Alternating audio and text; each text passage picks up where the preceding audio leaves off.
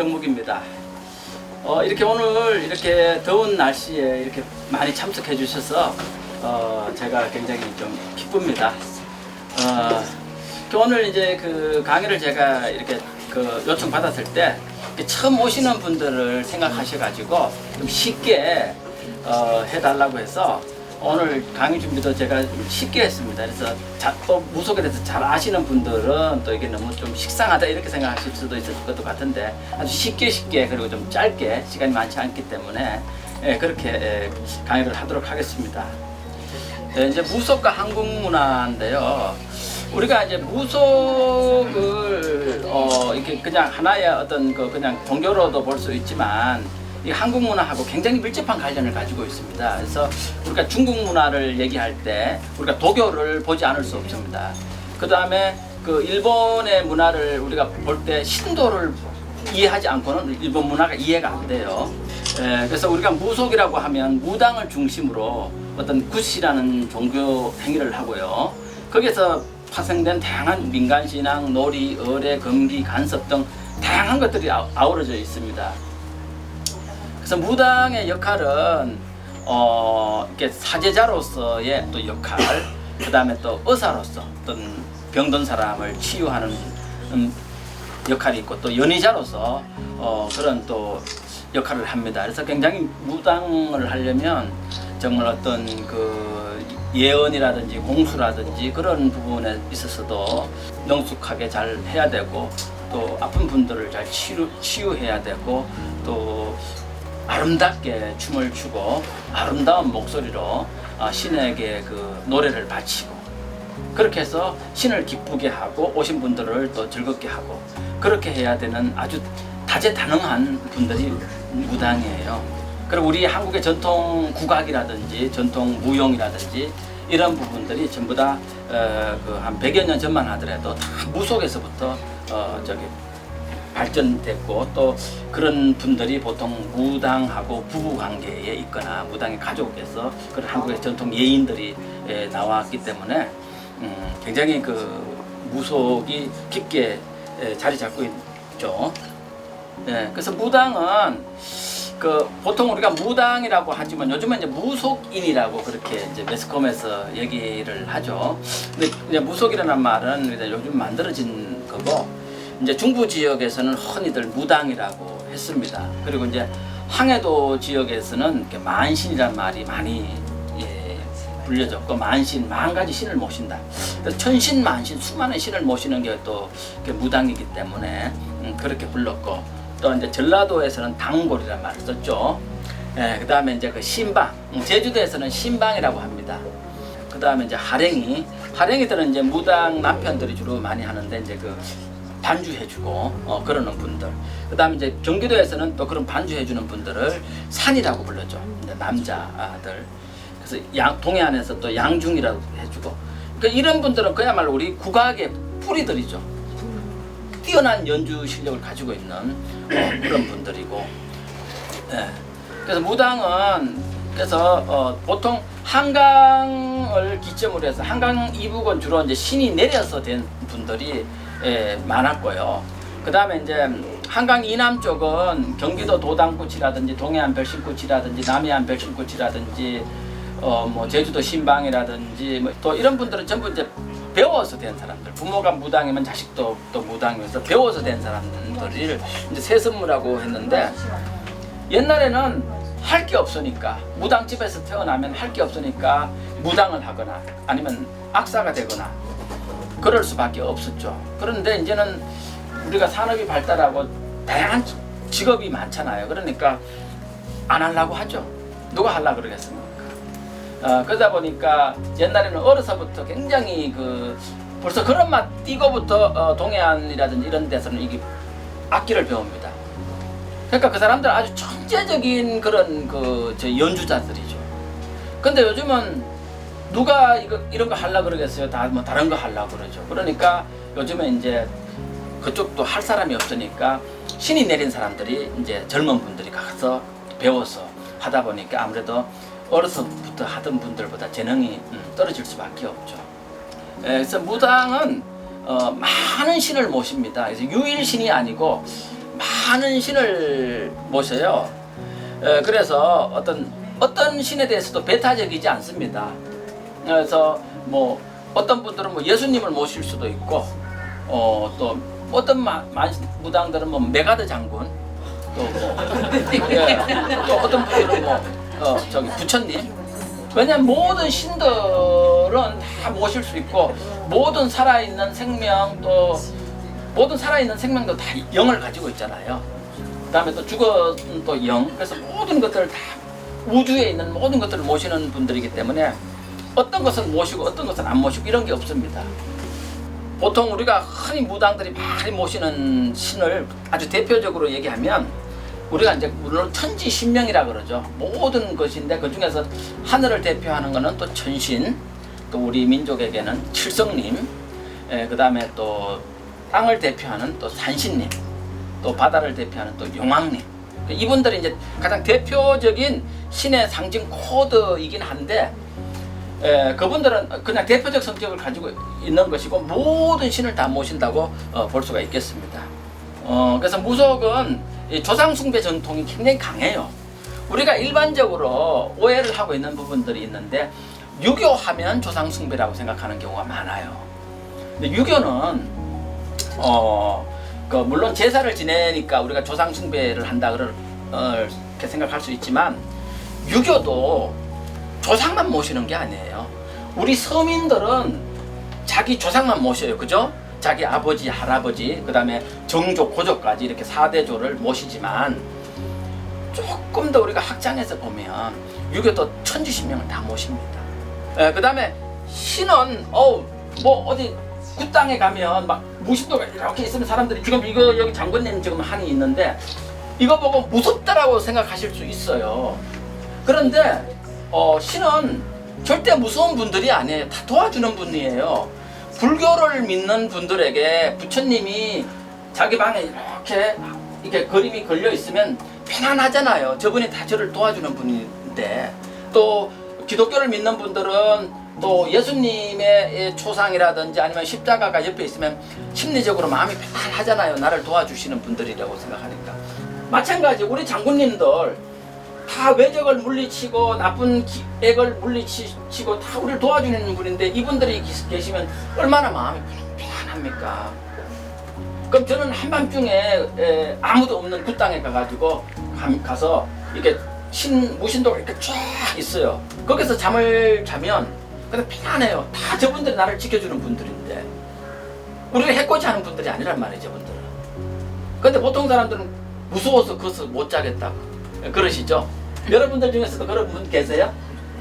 만져봐서 몰라요. 네. 이렇게 다 지켜주는 분들입니다. 그리고 무당은 신들은요, 결코 예수님이 나쁜 짓 하라고 했습니까? 부처님이 나쁜 짓 하라고 절대 하지 않았습니다. 그런데 일부 목사님들이 막 성추행도 하고 나쁜 행동도 하고, 스님들이 뭐 이렇게 조금 이렇게 오버하는 행동도 하고, 또 무당들 중에서도 조금 그런 분들이 있잖아요, 그죠? 그렇지만 신들은 언제나 착하게 하라고 선을 강조했습니다. 그래서 우리 무속의 신들은 언제나 선을 강조하고 착한 일을 하라고 하시는 분들이 우리 무속의 신이라는 거, 이거 꼭 우리가 좀 기억해 주셨으면 좋겠어요. 그래서 무속의 이 사상은 조화, 불교는 자비, 기독교는 사랑이라면 우리 무속은 조화입니다. 무속도 아주 보편적인 사상이 있어요. 아주 세계에서 자랑할 만한 사상이 있습니다. 그게 뭐라고요? 좋아. 네, 또 큰 소리로 좋아. 네네네. 이제 여러분들이 이제 나가면 기독교는 사랑이라고 얘기하지만 우리 무속도 조화라는 보편적 사상이 있다라는 말씀을 우리 전 세계적으로 좀 많이 알려주십시오. 네, 알겠습니다. 네네네. 네, 그래서 우리 이러한 조화 사상은 바로 21세기 대한문화다. 그 약한 사람을 괴롭히고 싸우고 막 이런 속에서 우리가 그 다양한 어떤 그 에너지, 다양한 욕망을 가진 존재들의 조화를 추구하는 이러한 우리 무속의 사상이야말로 지구 평화, 그리고 인류의 평화와 또 그리고 앞으로 자연이 엄청 파괴되고 있잖아요. 이러한 파괴되는 이런 속에서 우리가 자연을 또 상생하고, 자연과 상생하고, 이러한 미래적인 대한 문화로서 우리 이 무속 사상이 굉장히 중요하다. 무속은요, 이렇게 좀 이렇게 옛날에 다 이게 무당은 여성이었어요.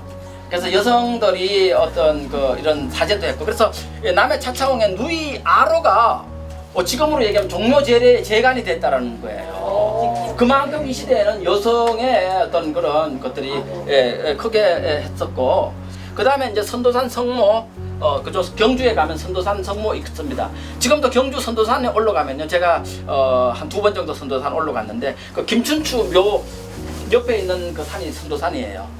근데 그 선도산 꼭대기 올라가면 지금도 사당이 있는데 거기는 여성들만 와서 제를 지냅니다. 그러니까 신라 아로가 제를 주관했는데, 그러한 전통이 지금도 그 경주 일부에서는 지금도 그런 것들이 이루어지고 있다는 걸 제가 옛날에 목격하고 굉장히 굉장히 조금 충격을 받은 적이 있었는데, 그리고 지리산 성모, 그죠? 지리산 성모도 지리산 할매가 신우를 모셨는데 나중에 불교가 들어오면서 법우화상하고 뭐 결혼해서 두 분이 뭐 아이를 낳아서 그 아이들이 무당이 됐다, 이런 식으로 이제 조금 얘기가 조금 바뀌었지만, 원래는 원래 무속의 어떤 여성신에 의해서 비롯됐고, 또 마구할미, 제주도 선문대할망, 한라산 여장군, 이 전부 다 이게 전부 여성의 그 신들이고, 옛날에는 모계사의 성격이 강했고, 또 여성은 생산과 관련돼 있기 때문에 여성 신들이 굉장히 많았습니다. 그리고 우리가 여성 하면 나약한 존재로 생각할 수 있는데,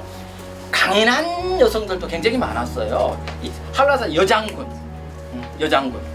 한라산 여장군님이 큰 역할을 해주시죠. 태풍이 딱 오면 한라산에서 안 돼, 우리 한반도는 지켜줘야 돼, 이쪽으로 오지 마. 그래갖고 딱 버티고 지켜서 태풍이 한라산 딱 마주치고 일본 쪽으로 꺾어져 버리잖아요. 우리 한라산 여장군님이 우리 한반도를 굉장히 위해줍니다. 처음 들었어요. 네, 평소에 우리 이 여장군님이 굉장히 위해주는 분이라는 걸 우리가 알 수가 있고, 또 그 다음에 우리가 지금 역사서를 보면 고대 뭐 경북 예천이라든지 이런 데 보면 여장군들이 많이 등장합니다. 여장군들이 갑옷 입고 말 타고 해서 막 외적을 물리치고 억세게 아주 막 했던 그런 분들이 많이 등장하고, 우리가 지금 그런 분들이 그런 것들이 많이 안 밝혀져서 그렇지, 여성이 그렇게 나약한 존재였던 것만은 아니에요. 옛날에는 정말 강인했던 그런 남성들을 이끌어가서 막 여자 전사들도 많았었어요. 그래서 오늘 이제 이게 마지막인데, 오늘 이제 우리가 항해독굿을 할 거거든요. 그래서 항해독굿은 옛날부터 우리나라에서 가장 무속의 전통이 강했던 곳이, 무풍이 가장 센 곳이 항해도입니다.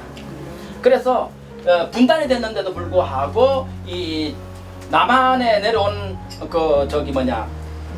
무당인들이 처음에는 인천을 위주로 이렇게 있었지만, 지금은 한반도, 제주도, 부산까지 전부 다 점령해 버렸어요. 남한은 지금 항해독굿, 그러니까 항유가 돼 버렸어요. 저쪽은 남쪽에 저 경상도 사람들도 자기네 굿 다 팽개치고 항해독 배우고 있습니다.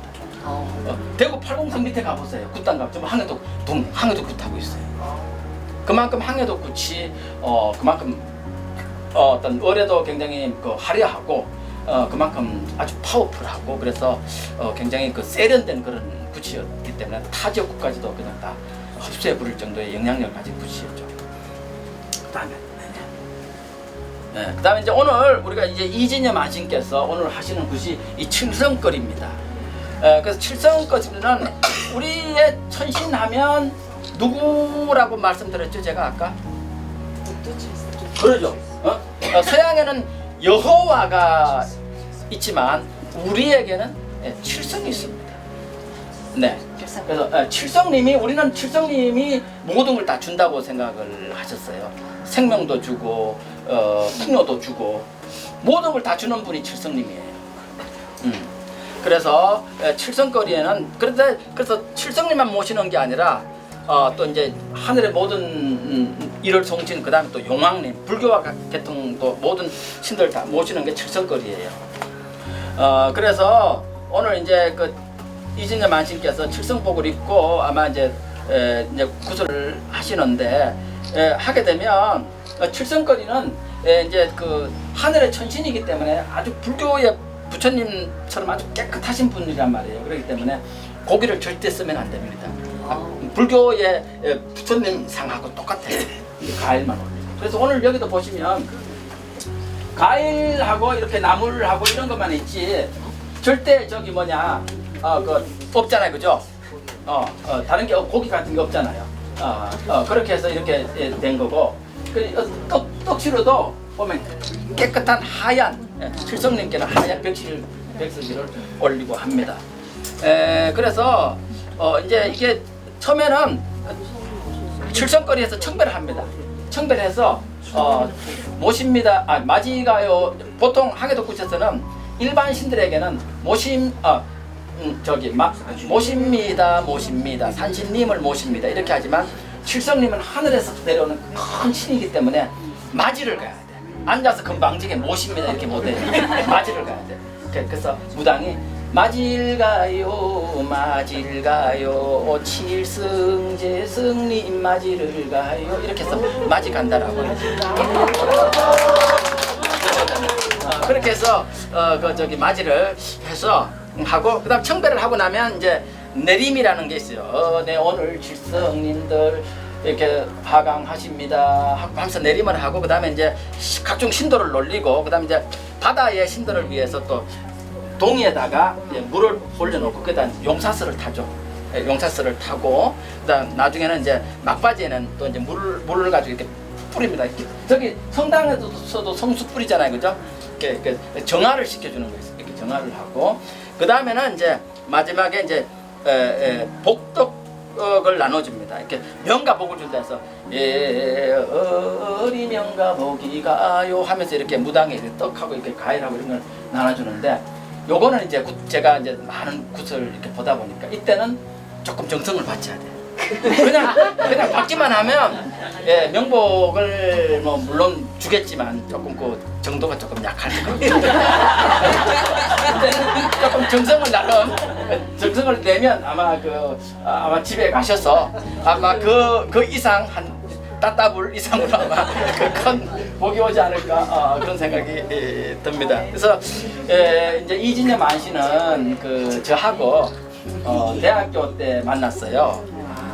제가 군대를 갔다 와서 제가 대학교 1학년 1학기 때 군대를 갔어 1학년 2학기 때 복학을 했거든요.